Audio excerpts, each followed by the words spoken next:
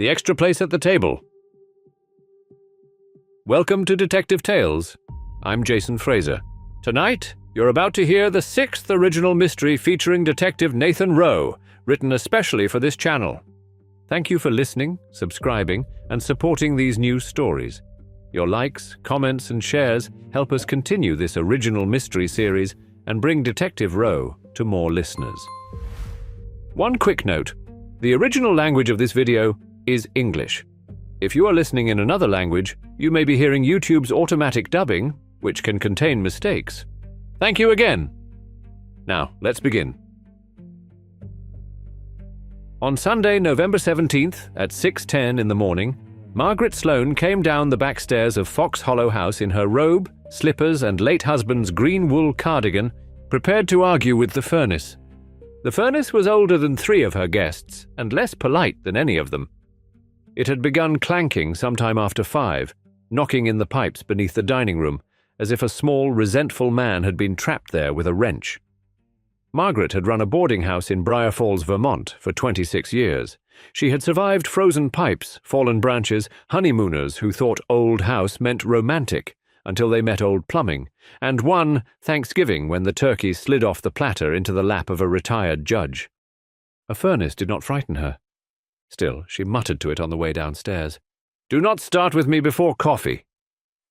Fox Hollow House stood on County Road 8, 2 miles outside Briar Falls, with a white porch, green shutters, 12 guest rooms, and a dining room long enough for a farmhouse table that seated 14 when Margaret put in both leaves. It had once belonged to a doctor who took patients in the front parlour and kept chickens behind the carriage house. Now it took in leaf peepers in October, skiers in January, visiting relatives at Thanksgiving, and the occasional person who needed a clean bed and a quiet week without being asked too many questions. Margaret had learned that last category mattered most.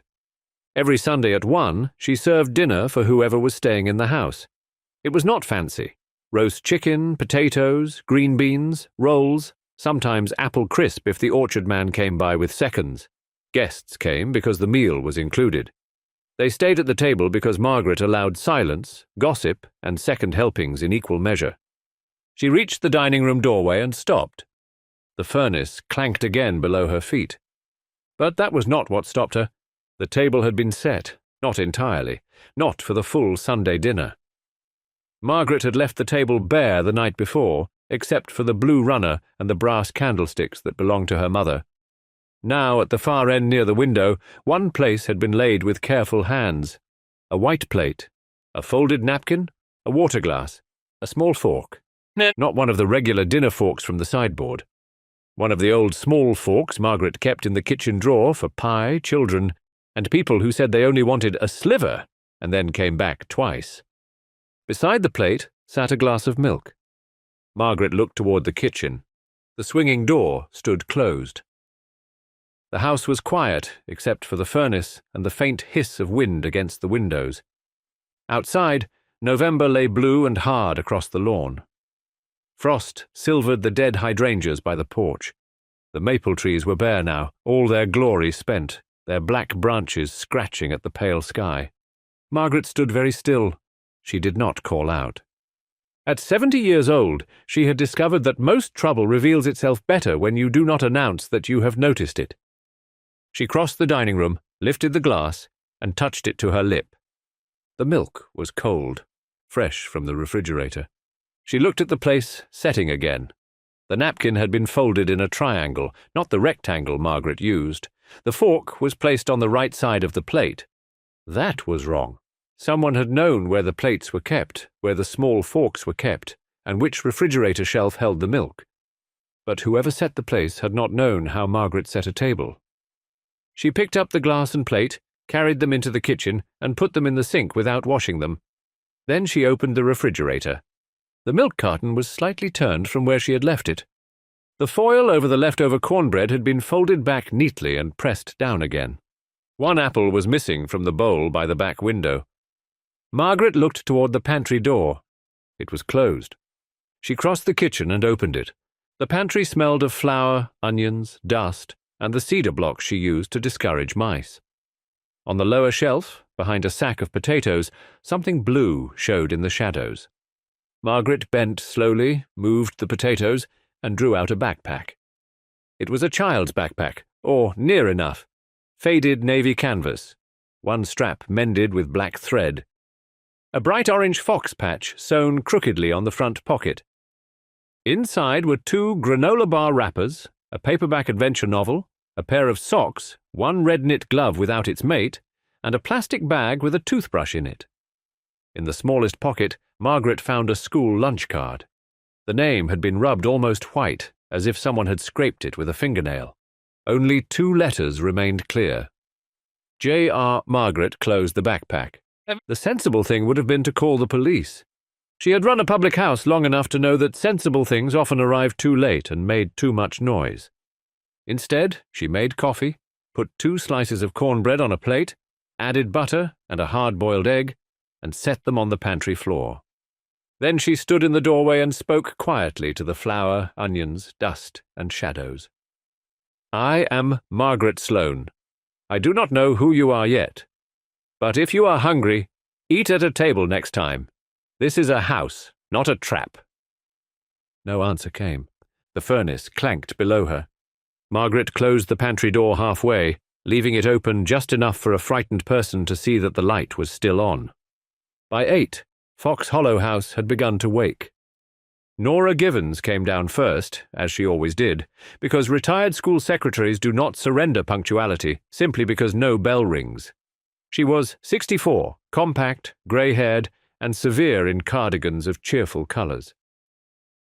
Her room was on the 2nd floor, overlooking the old carriage house. She had been staying at Fox Hollow for 10 days, while her kitchen in Burlington was being repaired after a pipe burst. "Your furnace sounds angry," Nora said, entering the dining room with a knitting bag over one arm. "It has political opinions," Margaret said. Nora gave one small smile. "Most loud things do."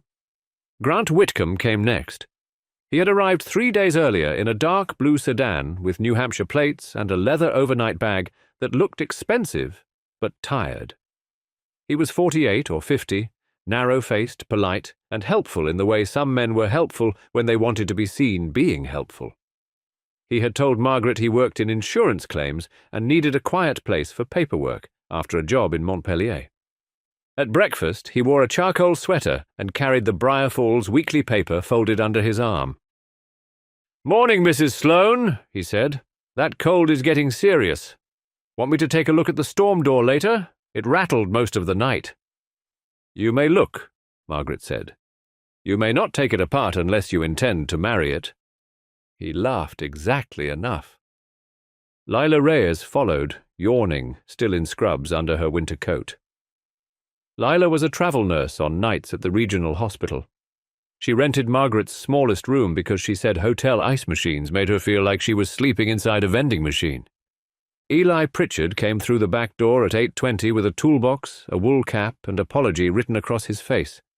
He was 29, the son of Margaret's old handyman, and had been trying for 2 years to prove that he could fix things before Margaret fixed them herself.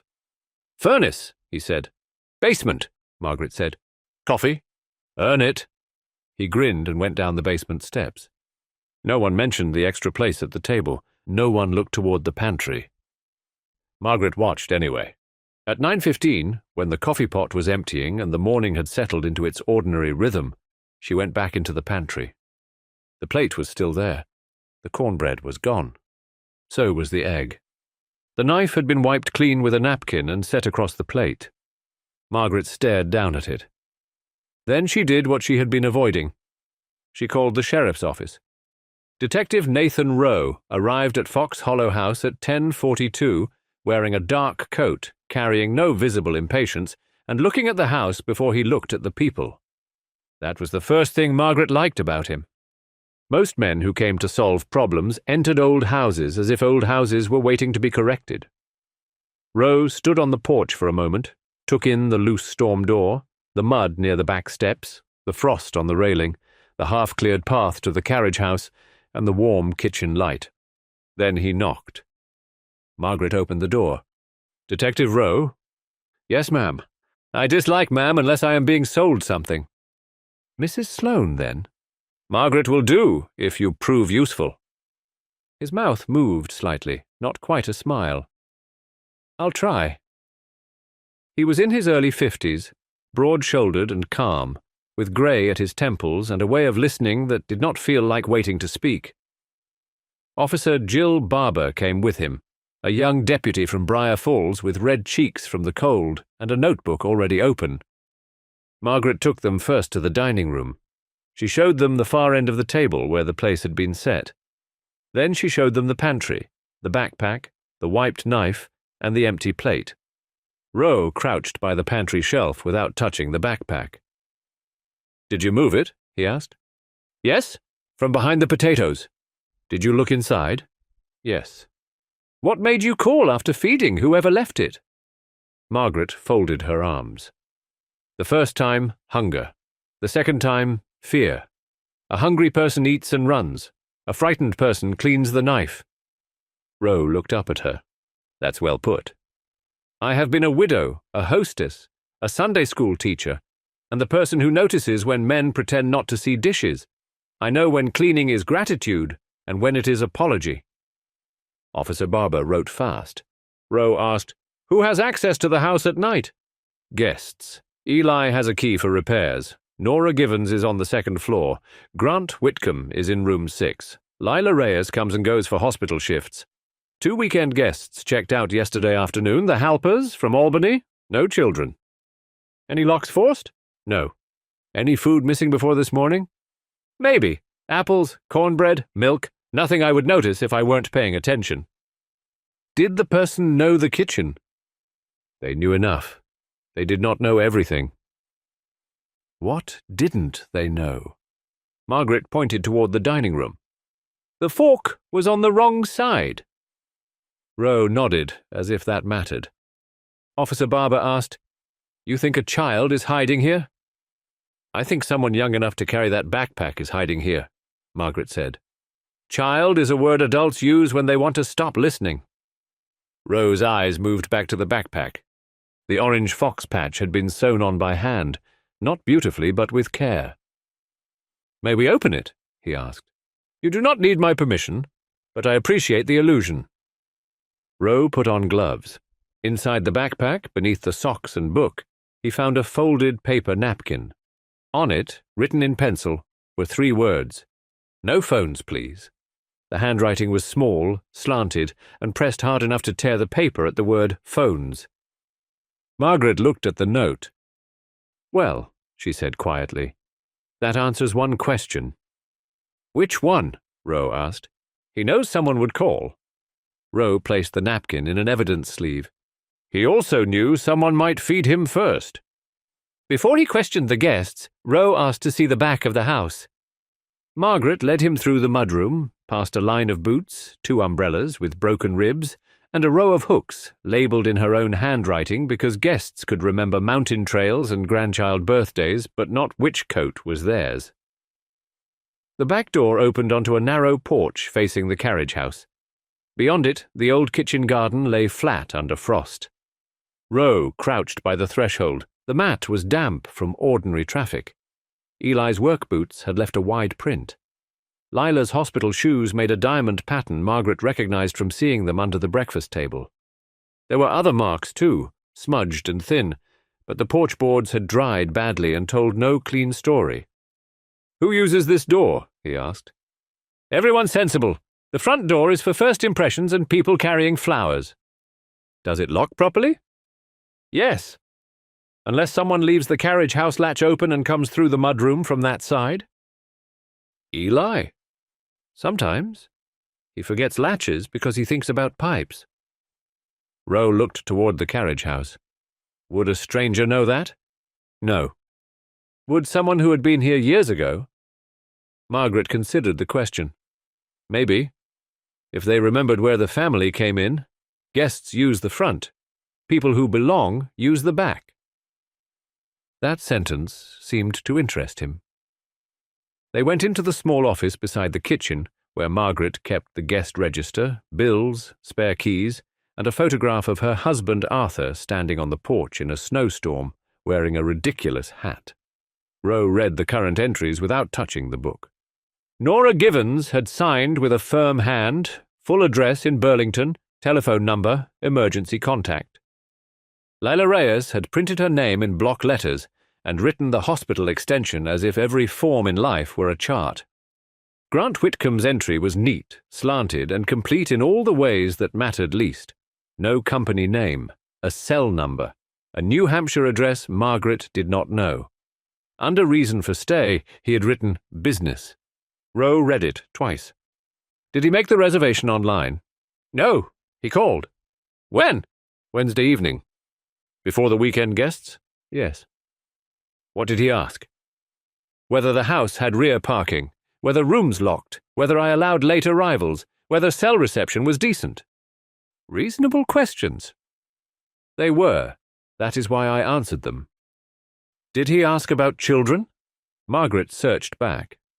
A phone ringing while she floured chicken, a man's pleasant voice, the old pencil by the reservation book. He asked whether Fox Hollow was quiet, she said. I told him it depended on whether the furnace had opinions. He said he meant children. Rowe looked up. And what did you say?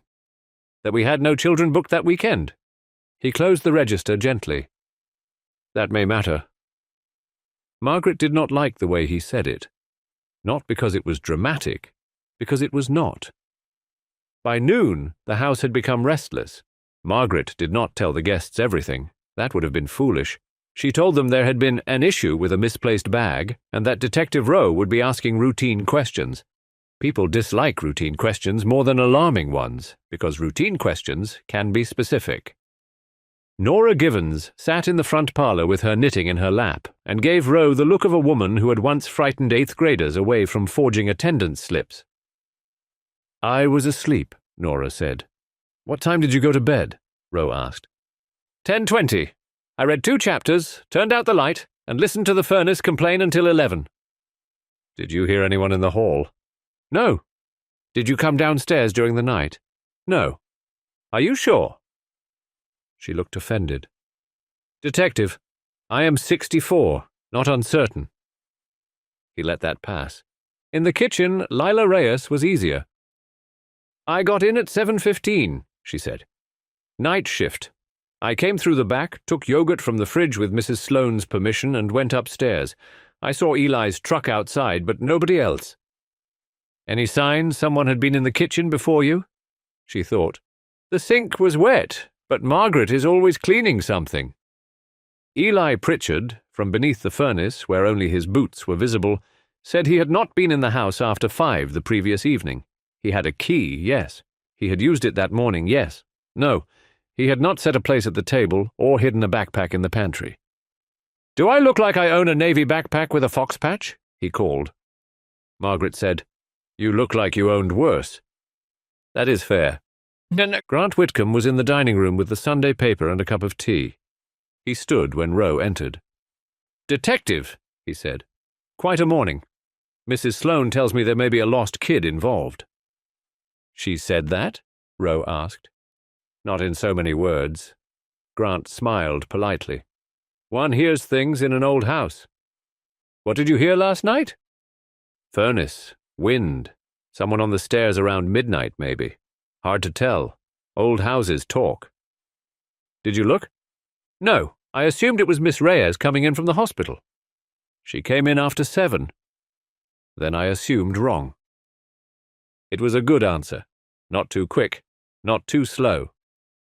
You're here for work? Rowe asked. Insurance claim in Montpelier. I needed a quiet place to finish reports. Why Briar Falls? Grant lifted one shoulder. I dislike chain hotels. This place had good reviews. Travel alone? Yes. Any children? Grant's expression changed, but only in the way a man's face changes when an old subject is touched, and he chooses not to invite company into it. No, he said. No children. Rowe nodded. The answer did not make Grant suspicious. Not yet. People had whole lives behind simple words. At 1 o'clock, Margaret served Sunday dinner anyway. Officer Barber thought she should cancel. Rowe did not say so. Margaret never considered it. A house frightened into silence becomes a different house. She would not give whoever was hiding that victory. She laid the table for 5 guests, 2 officers, herself and Eli, because Eli had earned coffee and chicken by fixing the furnace enough to make it stop threatening democracy. She did not set an extra place. But as she carried in the green beans, she saw Nora Givens looking toward the far end of the table. Nora looked away too quickly. Margaret noticed. Rowe noticed Margaret noticing. Dinner proceeded with unnatural politeness. Lila ate like someone who had forgotten food existed until it appeared. Eli talked too much about furnace valves. Grant Whitcomb passed the rolls and asked Officer Barber whether winter came early in Briar Falls. Nora corrected Eli's grammar once and then seemed ashamed of herself. Halfway through the meal, Margaret brought out a small bowl of peas because she had found them in the freezer and hated wasting vegetables. Grant passed them without taking any. "Never cared for peas," he said. "No sensible person does," Eli said. Nora said, "Children dislike peas because adults overcook them." Grant smiled. "Some children dislike everything green on principle." It was an ordinary comment. It floated away with the steam from the potatoes. At 2:30, after the dishes were washed and guests had retreated to their rooms or the parlor, Margaret found a second note. This one was tucked under the sugar bowl in the pantry. "Thank you. I am sorry. No name, no request." Just those 2 sentences, written in the same hard pencil. Margaret showed it to Rowe. He read it and said, "He's close enough to hear you." "I know." "Do you have any idea where he's hiding?" Fox Hollow has 3 staircases, 2 linen closets big enough to shame a modern apartment, an attic with a broken latch, and a carriage house my husband once claimed he would organize before he died in 2011 and proved himself a liar. "Let's start with the attic." They did not find the boy in the attic. They found traces. A blanket folded behind old Christmas boxes, an empty applesauce cup, a paperback from the backpack's same series hidden beneath a stack of window screens, and on the dusty floor near the attic dormer the print of one sneaker. Small, not a child's exactly, a teenager's. Margaret stood in the attic doorway while Officer Barber photographed the print. "He heard us and moved," Barber said. "Or someone told him to," Rowe said. Margaret looked down the back stairs. "Nora," she said. Rowe turned. "You think Miss Givens is helping him?" "I think Miss Givens lied about not coming downstairs." "What makes you say that?" She corrected Eli for saying "between you and I" at dinner, but she did not correct Grant when he said "me and the adjuster" at breakfast. Nora corrects grammar the way other women breathe. Something was on her mind. Officer Barber blinked. Rowe looked at Margaret with quiet approval. "Let's talk to her again." Nora Givens denied it for 4 minutes. She sat upright in the parlor, knitting needles still in her hands, though the yarn had stopped moving. "I did not come downstairs." Rowe said, "Mrs. Sloane says you were distracted at dinner." "Mrs. Sloane has made a profession of noticing dust on souls." Margaret, standing by the mantel, said, "That may be the nicest thing you have ever said to me." Nora looked annoyed, which was better than frightened. Rowe set the evidence sleeve with the second note on the coffee table. "Do you recognize the handwriting?" "No." "Do you know who is in the house?" "No." "Did you set the place at the table?" Nora's needles clicked once. "No." "Did you leave food in the pantry?" "No." Margaret said, "Nora." It was not sharp. That made it sharper. Nora looked at her. For a moment the retired school secretary seemed to become younger and older at the same time, the way people do when a memory comes too close. "I saw him," she said.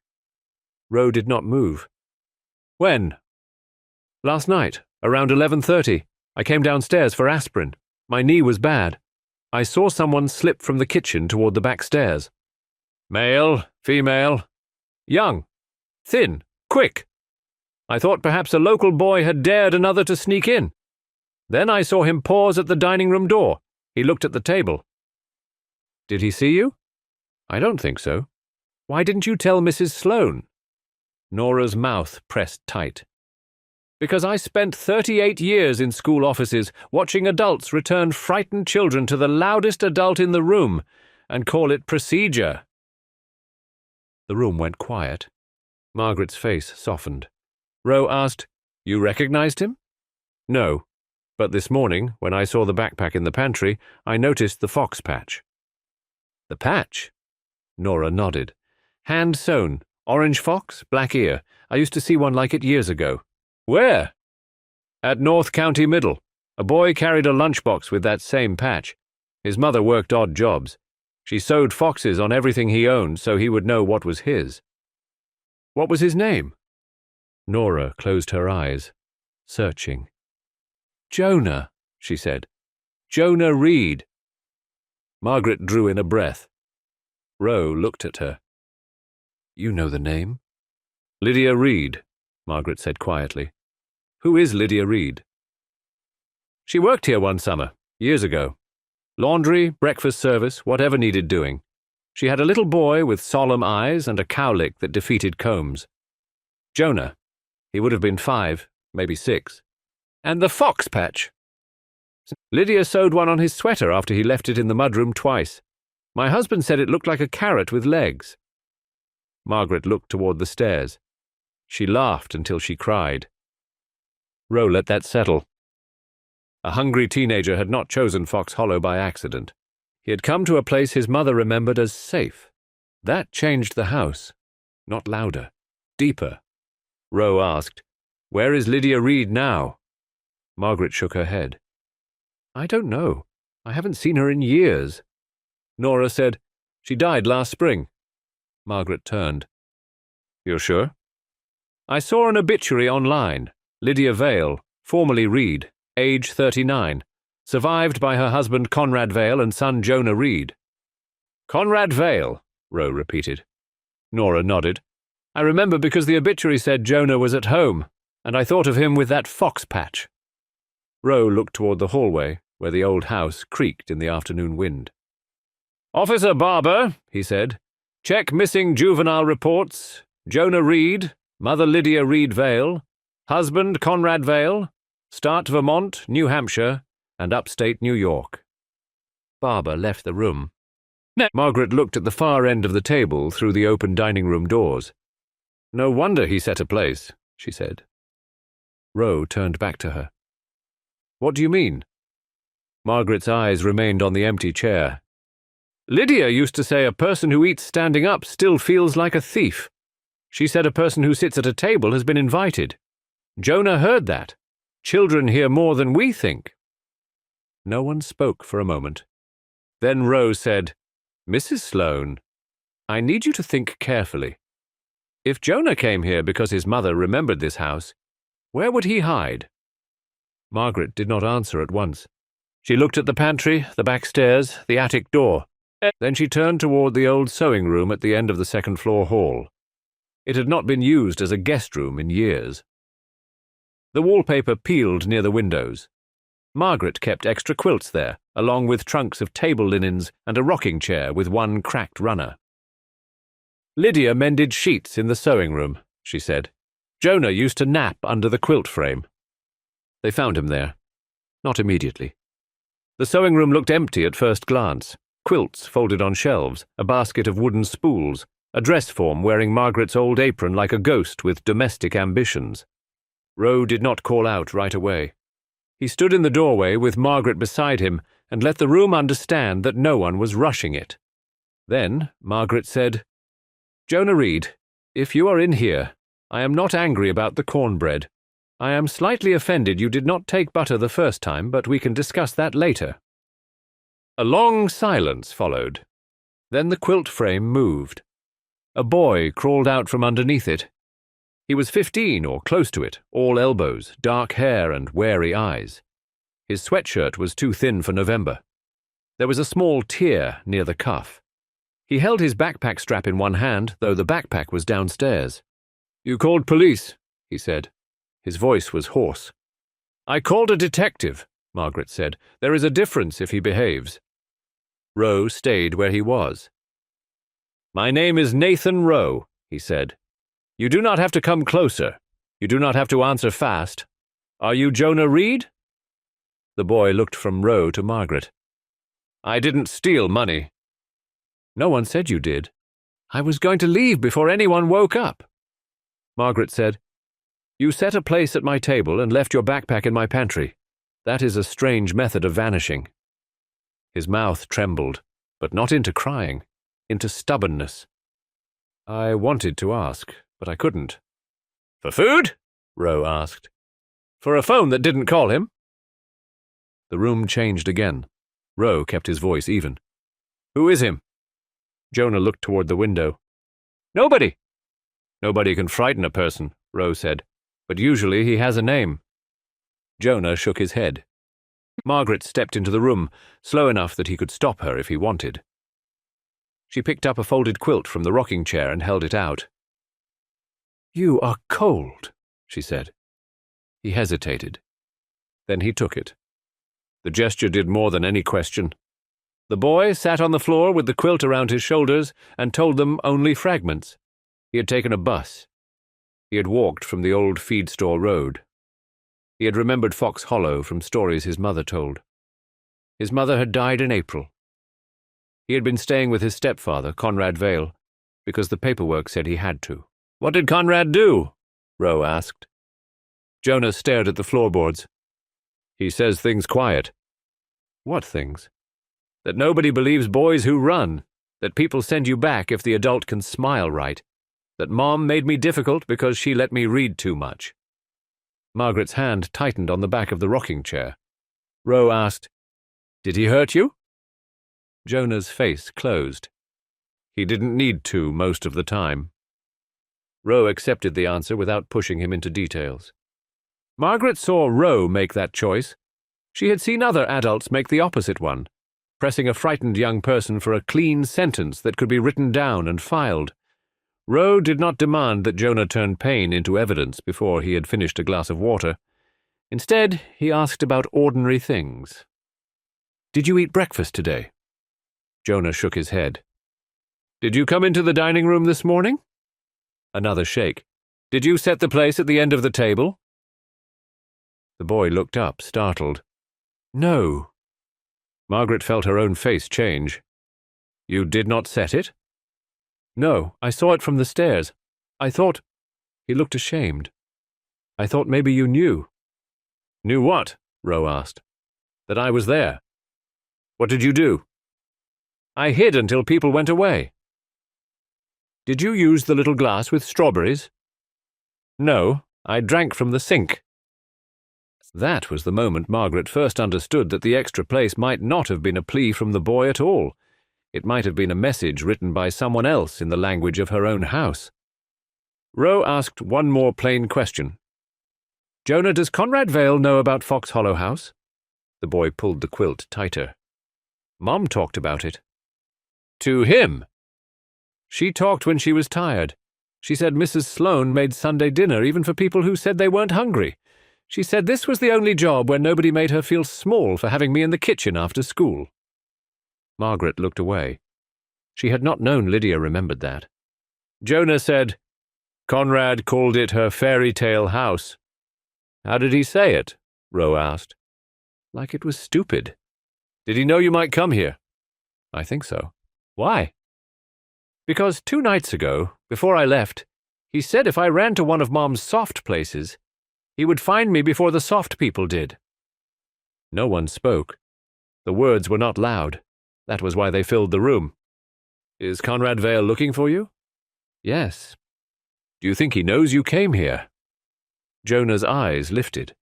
"I don't know."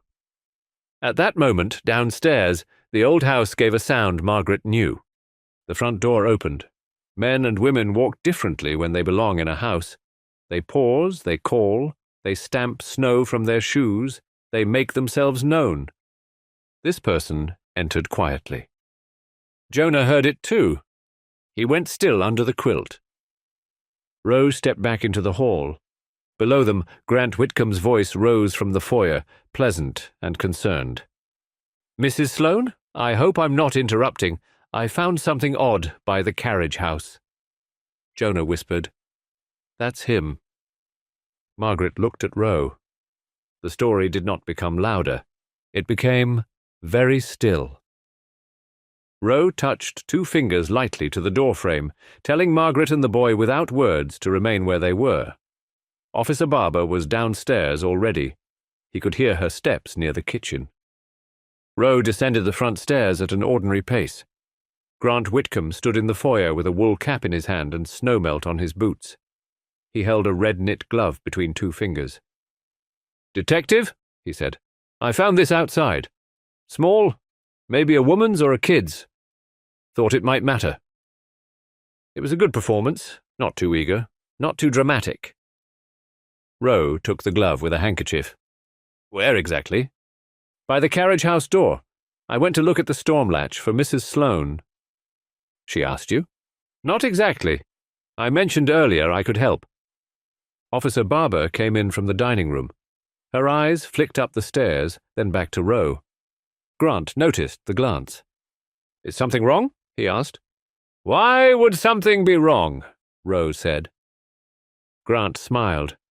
"Detective, when police officers stop talking as you enter a room, something is usually wrong." Rowe studied him. In the first part of the day, Grant Whitcomb had been merely a polite guest with a possible habit of listening at doors.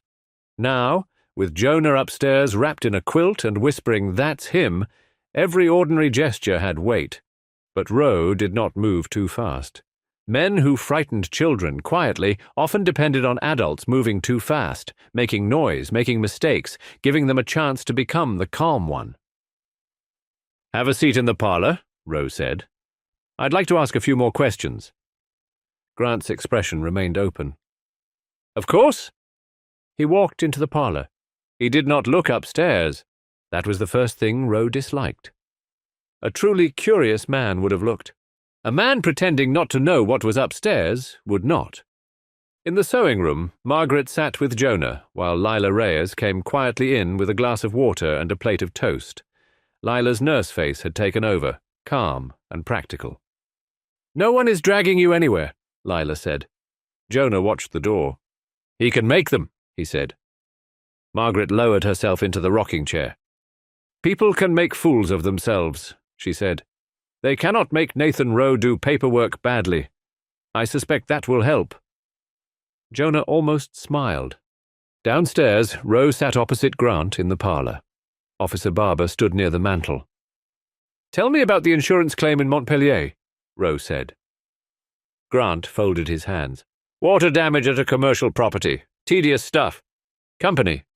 Northline Mutual. Office phone?" Grant's pause was small. "I usually work through a regional contractor. The number's in my car. What brought you to Briar Falls instead of staying near Montpelier?"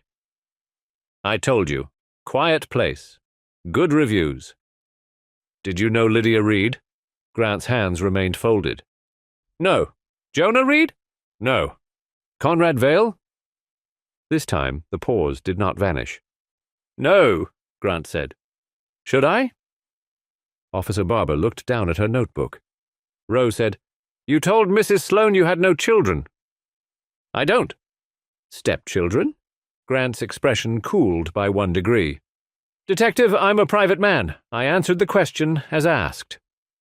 "That happens in insurance?" Rowe said. "What?" "Answering only the question asked." Grant smiled faintly. "It happens everywhere if people are careful." There it was. Not guilt. Texture. A man accustomed to controlling the shape of conversation. Rowe leaned back. "Were you outside the carriage house this morning?" "Yes. I said so." "Before finding the glove?" "No." "Anyone see you?" "I have no idea." Officer Barber's phone buzzed. She glanced at it but did not interrupt. Rowe saw enough in her face to know she had found something. He stood. "Thank you, Mr. Whitcomb. Stay available." Grant rose too. "Of course, but I hope you'll be careful." "With what?" "With frightened teenagers." Grant's voice was mild. "They can make serious allegations when they're embarrassed. They tell stories. Sometimes they need boundaries more than sympathy." Rowe looked at him. "That sounded rehearsed." Grant's mouth tightened. Experience teaches a man phrases. Yes, Rowe said. It does. In the kitchen, Barbara handed Rowe her phone. Northline Mutual has no Grant Whitcomb, she said softly.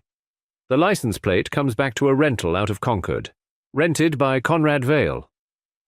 Rowe looked through the kitchen doorway toward the parlor. Any missing report?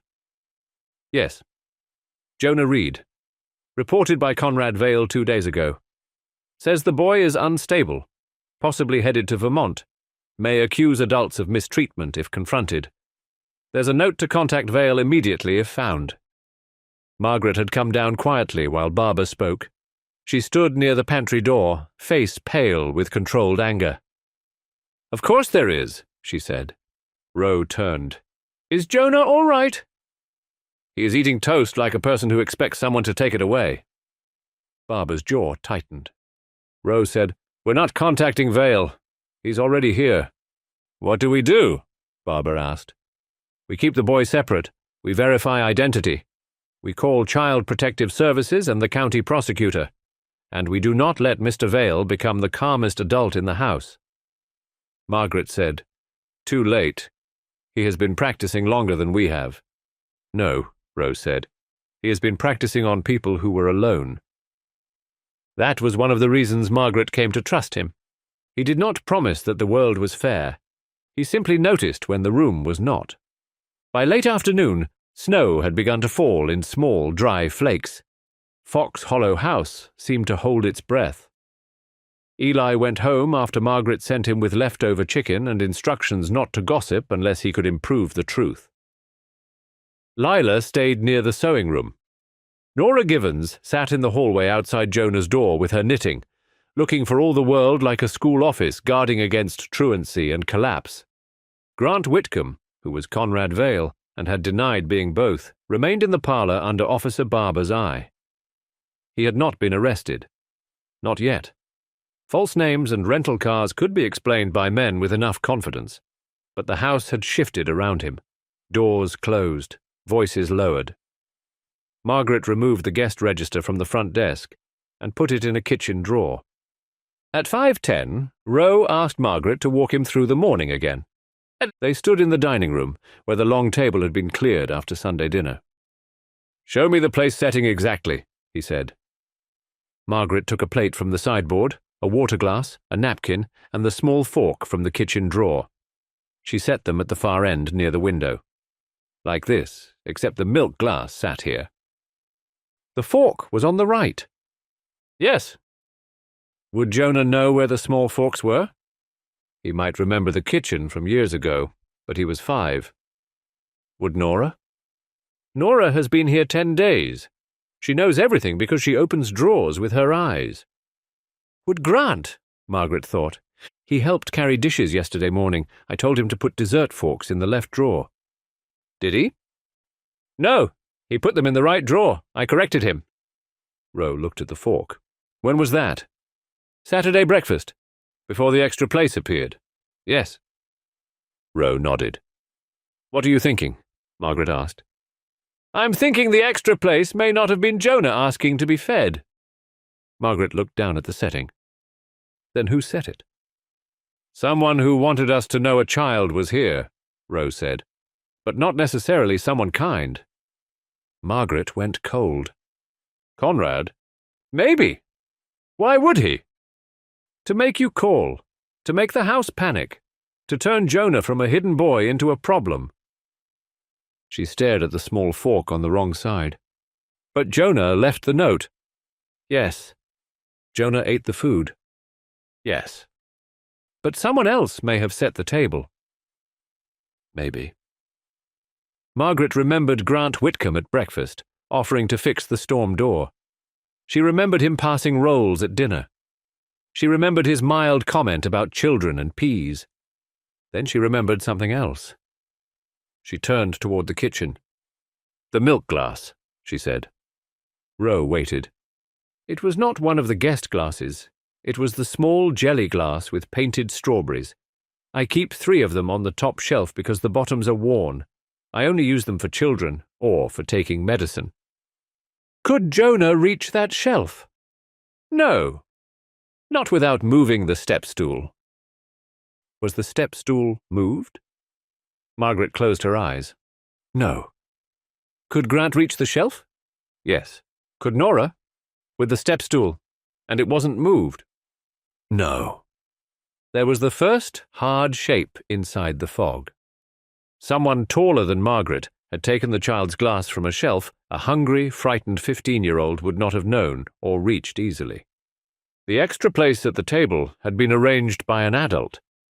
The question was whether it had been a kindness or a snare. Margaret took the jelly glass from the cupboard and set it beside the plate. The little strawberries looked absurdly cheerful. Rowe said, "Do you remember who handled this glass after breakfast yesterday?" "Grant dried dishes," she said. "Did he put anything away?" "The cups." "Did he ask where they went?" "No. He opened the cupboard himself." The silence between them changed. "Mrs. Sloane," Rowe said, "that is useful." "Useful enough?" "Useful rarely arrives alone, but it tells us which drawer to open next." Grant Whitcomb asked to leave at 6. The request was made in the parlour, with Officer Barber by the door and Margaret in the hall, pretending to inspect the umbrella stand. "I have work calls," Grant said. "I've answered your questions. If there is a juvenile matter, I'm not part of it." Rowe stood near the window. Snow collected on the sill outside. "You registered under a false name." Grant sighed, as if disappointed by bureaucracy. "I used a professional name. People do." "You rented your car under Conrad Vale?" "Yes." "You told me you didn't know Conrad Vale." Grant's eyes cooled. "I misunderstood the question." "That seems to happen when questions are simple." Grant looked past him toward Margaret in the hall. "Mrs. Sloane, I hope you understand that troubled boys can be very persuasive. They can turn kind people into accomplices without meaning to." Margaret stepped into the doorway. "I have been turned into worse by better." His smile thinned. "I'm his legal guardian." "You said you had no children," Rowe said. "I said I had no children. Jonah is my late wife's son." "Where was he going?" "He runs. He has always run." "From what?" "Rules." "Whose?" "Mine." There were too many meanings in that word.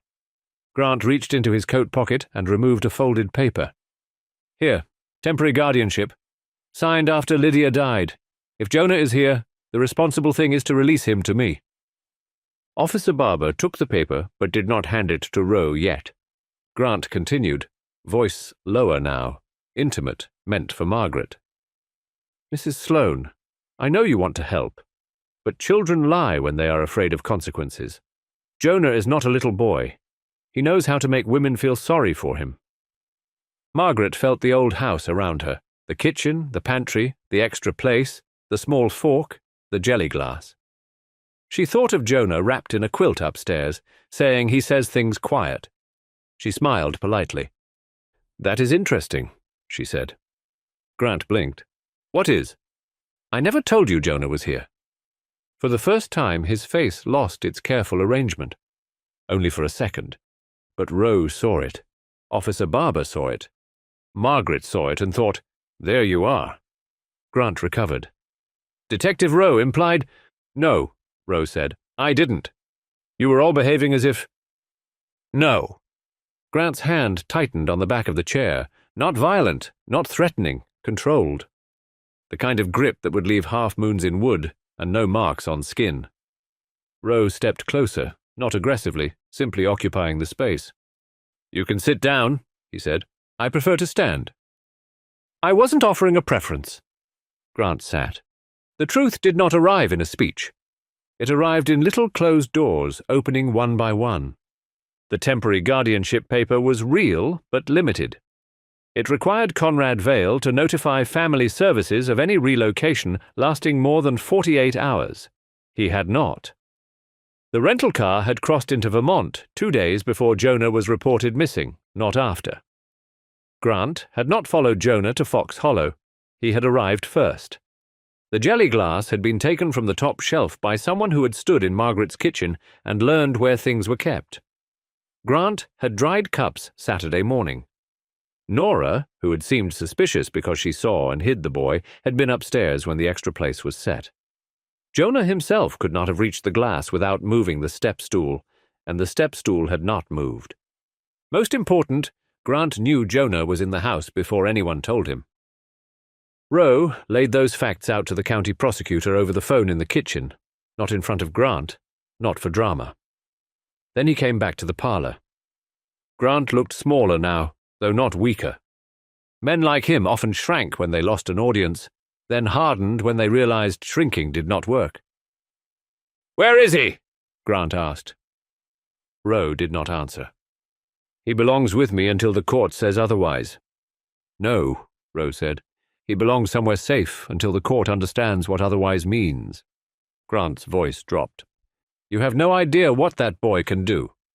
"What can he do?" "He turns people. He turned Lydia against sense. He turned teachers against discipline. Now he turns strangers against me." "That is enough poison for one parlor," Margaret said from the doorway. Rowe almost smiled. Grant looked at her. For a moment, Margaret saw the quiet force Jonah had described. Not loud, not wild. A steady pressure, like a thumb over a bruise. "You think you are protecting him," Grant said. "I know I fed him," Margaret said. "Protection is above my pay grade, but I am learning." Grant said nothing else that mattered. By 7:30, Conrad Vale was taken to the county office for questioning about false statements, custodial interference, and the circumstances of his arrival in Vermont before Jonah's missing report. The final charges would take longer than Margaret liked.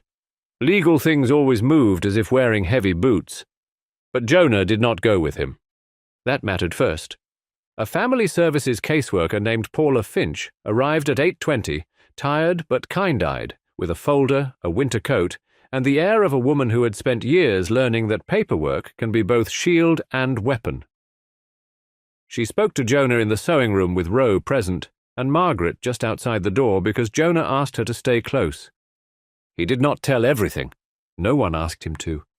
He told enough.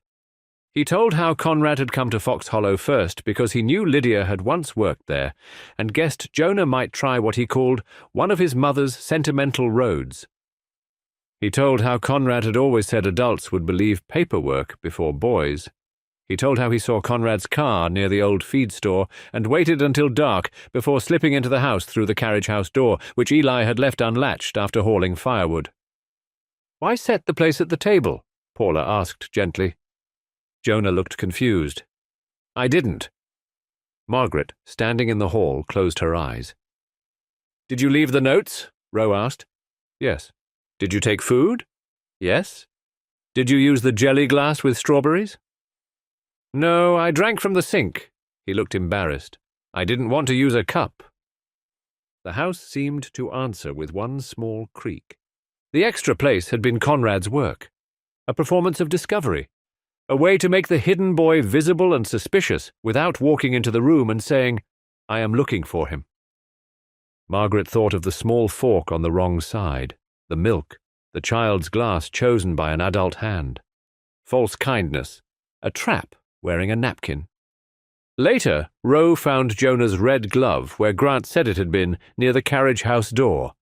The glove had been in Jonah's backpack that morning when Margaret first opened it. She had noticed because it was the only bright thing inside besides the fox patch. She told Rowe. That closed the circle. Grant had taken the glove from the backpack while pretending to help search the house, then found it outside to prove the boy had come and gone through the carriage house. It was not enough by itself. Nothing was. But lies, like quilts, are made from pieces. Pull enough threads, and the pattern declares itself. At 9:45, the house was quiet again. Not peaceful, quiet.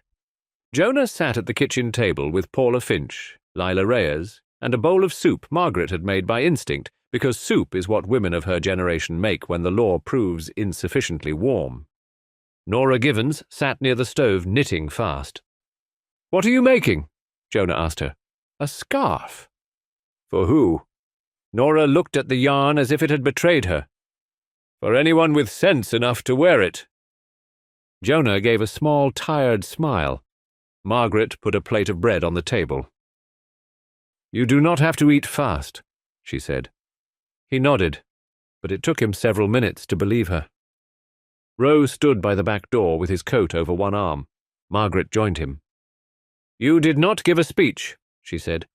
"People who need speeches usually aren't listening." "That is going on a pillow if I become unbearable." "I'll deny it." She looked toward Jonah. "What happens now?" "Tonight, he stays somewhere Conrad Vale can't reach him. Tomorrow, the court starts deciding. Paula Finch seems competent." "Competent is good. It's better than loud." Margaret folded her arms. "Will he be all right?" Rowe did not give her the easy lie. "He'll be safer tonight than he was last night." She accepted that because it was true, and because truth was the only kind of comfort that lasted. The next weeks were not simple. Margaret learned that safety, once declared, still required forms, hearings, phone calls, signatures, and adults willing to show up more than once. Jonah stayed first in emergency placement, then with a foster family Paula trusted in Middlebury, while the court reviewed Conrad Vale's guardianship. Nora Givens returned to Burlington, but called Fox Hollow twice a week to ask about the furnace, which fooled no one. Lila Reyes brought Jonah books from the hospital volunteer cart. Eli fixed the carriage house latch properly and then stood looking at it for a long time, ashamed that a loose door had mattered so much. "Doors are not moral objects," Margaret told him. "No," he said, "but I'm still fixing all of them." Conrad Vale did not vanish into punishment as neatly as a story might prefer. There were hearings, there were lawyers, there were phrases like custodial review and false statements and psychological control. Margaret disliked every phrase that tried to make fear sound administrative, but Jonah was not returned to him. That was the sentence she cared about. On the first Sunday in December, Fox Hollow House filled with the smell of roast chicken again. Snow lay clean over the lawn, the porch rails wore white caps. The furnace, recently humbled by Eli's repairs, clicked instead of clanked. Margaret set the table at 11. Nora had come for the weekend, though her kitchen in Burlington had long since been repaired. Lila was off shift. Eli had been invited because Margaret said any man who fixed 6 doors deserved potatoes. Officer Barber stopped by with cranberry bread. Rowe arrived last, claiming he had only come to return a borrowed evidence bag, which fooled even fewer people than Nora's furnace calls. Jonah came with Paula Finch. He stood in the dining room doorway, wearing Nora's unfinished scarf, which had become finished by force of worrying. He had cut his hair himself some time before coming to Fox Hollow. Margaret had noticed the uneven line above his ear and said nothing, because not every repair needed to be named before supper. He looked uncertain, thinner than Margaret liked, but less ready to run. For a few seconds he did what frightened people do in rooms full of kindness. He counted the exits: back stairs through the kitchen, front door through the foyer, side door near the office.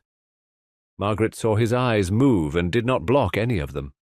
A person only begins to stay when leaving is not punished. The table had been set for 8. Margaret had counted twice, not because she doubted arithmetic, but because this table had become a witness, and she wanted no careless gesture left on it. A plate could accuse, a glass could invite. She knew that now. At the far end near the window, where the first strange place had appeared, Margaret had laid one setting with care: a white plate, a folded napkin, a water glass, a dinner fork on the correct side. No milk, no little strawberry glass, no trap disguised as welcome. Just a place. Jonah looked at it. Margaret said, "You may sit anywhere you like." He touched the back of the chair. "Here is okay." "It is." The others settled around the table. Snow tapped softly at the windows. Eli said something foolish about the furnace behaving because it feared Margaret. Nora corrected his grammar. Lila laughed. Officer Barber passed the rolls before anyone asked. Rowe sat near the middle of the table, quiet and watchful, as if ordinary peace deserved attention too. Margaret brought in the chicken and set it down. For one moment she saw the table as it had been that first morning. The wrong fork, the cold milk, the message hidden inside false kindness. Then Jonah unfolded his napkin and placed it across his lap. The old image loosened. The extra place at the table was not a warning anymore. It was not evidence. It was not a frightened question left before dawn. It was simply where someone belonged. Dear listeners, this is where our story comes to an end. In a moment, there will be a short afterword and a few thoughts about the mystery. If you are not interested in the analysis, this is a good time to move on to another video. But before you go, we would be truly grateful if you could leave a like, subscribe to Detective Tales, write a comment, and share this story with someone who enjoys mystery audiobooks. We are working very hard on this original series, but the views are still quite low, even though your comments tell us that many of you really enjoy these stories. Thank you for your valuable attention. And now, a short analysis. What I like most about this story is the opening image, an old boarding house, a quiet Sunday morning, a dining room table that should be empty, and one extra place set for someone who is not supposed to be there. That is a very strong mystery hook, because it is simple, domestic, and immediately wrong. A plate, a napkin, a small fork, and a glass of milk do not look dangerous. But in the right context, they become unsettling. Someone has entered the house. Someone knows where things are kept. And someone wants the hidden child to be noticed. The story also has a wonderful central character in Margaret Sloane. She understands houses, food, guests, silence, and fear. She knows the difference between hunger and danger. She does not panic, and she does not turn kindness into noise. That makes her the perfect opening witness for Detective Nathan Rowe. Rowe works well here because he does not rush the frightened boy into a dramatic confession. He lets the objects speak first: the backpack, the notes, the fork on the wrong side, the small glass, the missing glove, and the extra place at the table. None of these details is large by itself, but together they reveal the shape of a trap. The strongest idea in the story is that kindness can be imitated. The extra place at the table looks like care, but it was arranged by someone cruel enough to use care as bait. That is what makes the mystery emotionally sharp. The villain does not need to shout.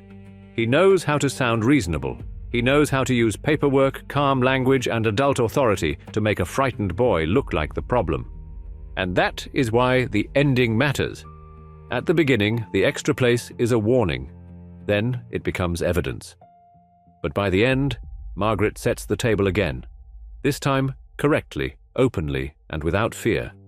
No trap, no performance, no false kindness. Just a place where someone belongs. That is why the title works. The extra place at the table is not only a clue, it is the whole heart of the story.